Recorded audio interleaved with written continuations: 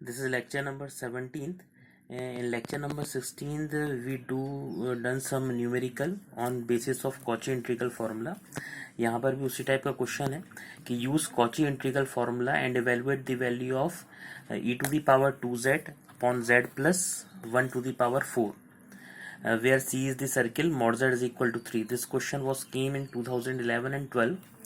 First of all, we compare the question with the fz upon z minus a to the power n plus one dz.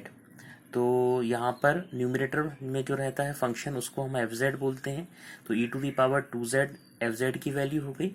यहाँ पर ये देख सकते हैं n plus one is equal to 4. तो n plus one is equal to 4 होगा तो n की वैल्यू हो जाएगी 3. z माइनस ए को हम z प्लस वन से कंपेयर करेंगे तो a की वैल्यू -1 हो जाएगी. कॉची इंटीग्रल फॉर्मूला लगाने के लिए सबसे पहले ये चेक करना पड़ता है कि ये a जो पॉइंट है ये इस सर्किल के अंदर है या बाहर है. तो उसके लिए मैंने आपको बताया था कि ये पॉइंट उठा के हम यहाँ z की जगह रख देंगे. अगर LHS less than equal to right hand side आता है तो वो पॉइंट अंदर है.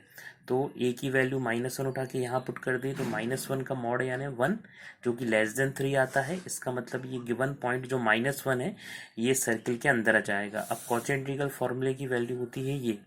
यहाँ पर हमने fz की value e to the power 2z रख दी, a की वैल्यू -1 पुट कर दी, dz is equal to 2 upon factorial n की वैल्यू हम 3 निकाल चुके हैं ऑलरेडी. तो यहाँ पर हमने 3 रख दिया. एफ एन यानी 3, ए यानी -1. अब हमको सिर्फ इसकी वैल्यू निकालना है.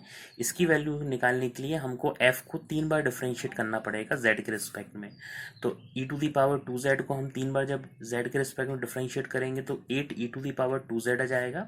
और जेड की जगह हमको -1 रखना है तो you will get 8 e to the power -2. These value putting on this equation you will get 2 upon factorial 3. Factorial 3 मतलब 3 इंटू 2 दैट इज 6. f3 -1 की वैल्यू हमने यहाँ उठा के पुट कर दी.